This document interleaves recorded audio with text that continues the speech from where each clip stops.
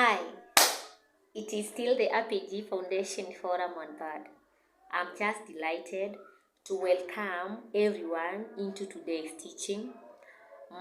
The topic is not by power, not by mighty. From the book of Zechariah, chapter number 4, verse number 6. That is where the topic is from. And today's teaching, it is still in the book of Zechariah, chapter number 1 to verse number 7. Then I've always been wondering, what does this mean? Or what exactly did the angel mean when he told Zerubbabel, it is not by power, not by mighty, but by my spirit.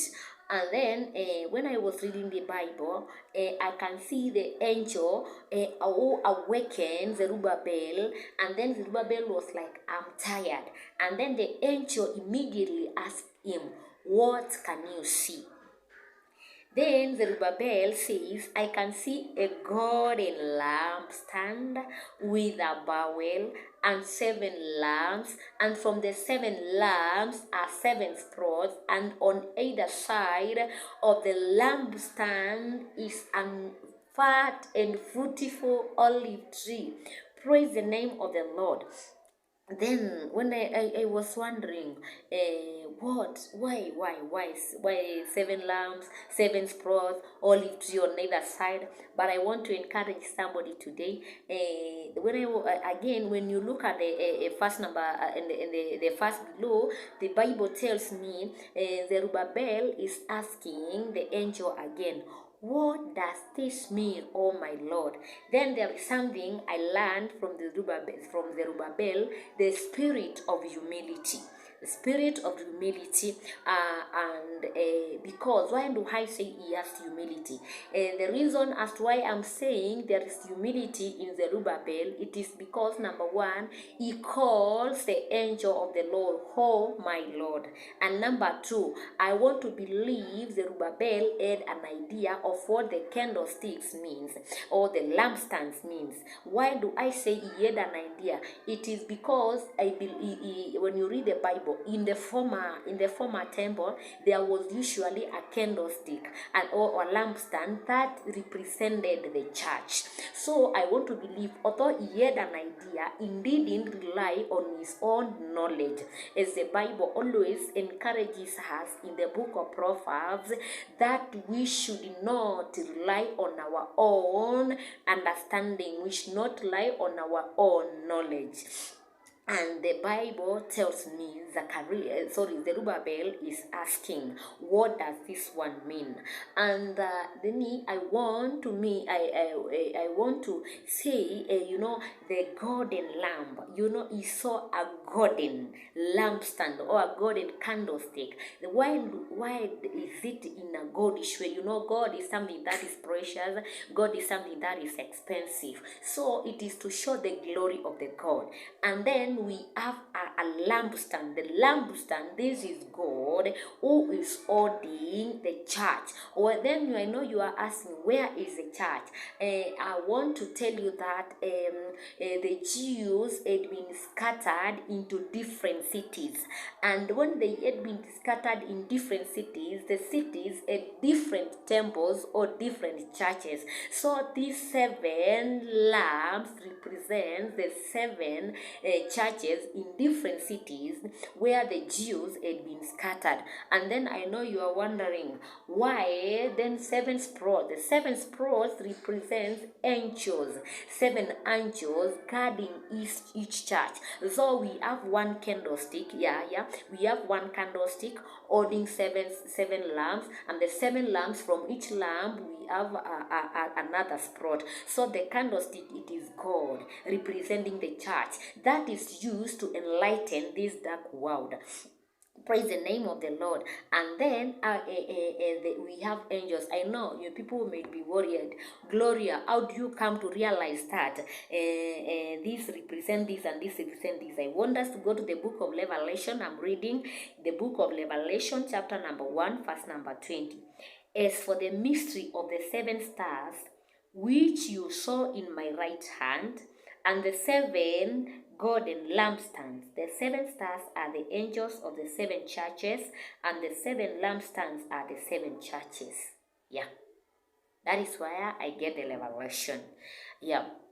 So, although the Jews have been scattered, that is how God has ensured the church, the seven churches in the different cities are being safeguarded. And then the Bible tells me this man Zerubbabel didn't see anybody attending to the olive tree or supplying oil to the barrel, and the lamps are just very bright. Actually, Zerubbabel said they kept on being very bright. This shows what? This shows God divine providence. You don't need to rely to anything. You don't need to rely to anybody. But what you are supposed to know is just to know the Lord is the main. The Lord is our main source. So if you are connected to the main source, you will always shine. You will always be bright. Praise the name of the Lord. Yes, because why do I say this? Because in the former church there was usually a priest who would attend to the candlestick, but nobody was there. Just he saw the lamps are so bright. So it means in secretive ways, in God unknown ways, He can work in your situation. You just need to connect it to the main source, and the main source is God. He owns God. He owns silver. Yeah, you ought to be connected. My dear friend, I'm saying just be connected to the main source, to the right source. Then I know. And then Zerubbabel is asking, what are you, O mountain? What are you, O mountain, to Zerubbabel? You shall become a plain. For it is not by power, nor is it by mighty, but by my strength, says the Lord God of hosts. Zerubbabel wanted to establish a temple for the Lord, but this one, it became a challenge. The Bible tells me there were so many challenges, and because there were so many challenges. Sometimes there are so many challenges that are ahead of us. There are so many challenges that are empowering us. And then you are like, how will you overcome? I want to encourage somebody that tonight the angel of the Lord is saying us that I shall go before you and I will level all these mountains and they shall become plains. I'll just go before you. I'll open the Red Sea for you. Immediately after you pass via the Red Sea, when those men on horses, when those men running after you on chariots are at the center of the sea, I'll close it, and then the sea will swallow them. The water in the sea will swallow them, and then you will never hear of them again. Yani, I was happy. When I read this vision, I was happy. What are you, O mountain? What? And then we might be wondering why did he, now what is the meaning of this vision? A vision, yeah. These are trees. This is 2 olive trees. These are lamps. Now we know what they mean. We know the meaning of each, and then there is the meaning of each representative. Then what is now the entire meaning of this vision, and what is the purpose? What is the purpose of this vision? Because wherever God shows you something, there is a meaning, and then there is a purpose of each. I want us to discuss this today. And the Bible tells me, the angel said, it is not by power, not by mighty. By saying these words, the angel wanted to ensure Zerubbabel, as they have said, those Egyptians, those enemies, those men on chariots, the mountain that you are seeing, the Lord will level it, and then you will be able to pass. And those those men who are on chariots, those who are on horses running after you, immediately you cross the Red Sea. Immediately you cross, and then they are the center following you. The Lord will just close, and then you will be swallowed by the water. So this meant the Lord wanted to ensure Zerubbabel, irrespective of the many challenges that he was facing to establish the church, the Lord will still hold him, and the temple will be established. The power of God. You see, the angel is saying, you'll be a plain, and shouts of grace, grace is what shall follow. So this was to ensure Zerubbabel that the church will be established with a lot of easiness.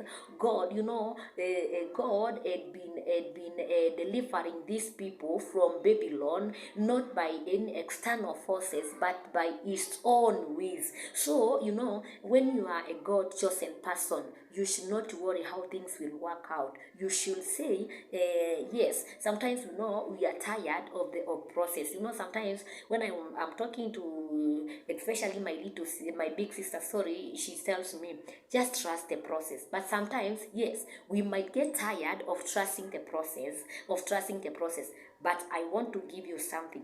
Yes, completely get tired of trusting the process, but never ever get tired of he who started the process in you, because the Bible tells me that he will make it to accomplishment. That's the reason he is saying it is not by power nor by might. So he is encouraging Zerubbabel that the temple will come to establishment, and at the end we shall say grace to it.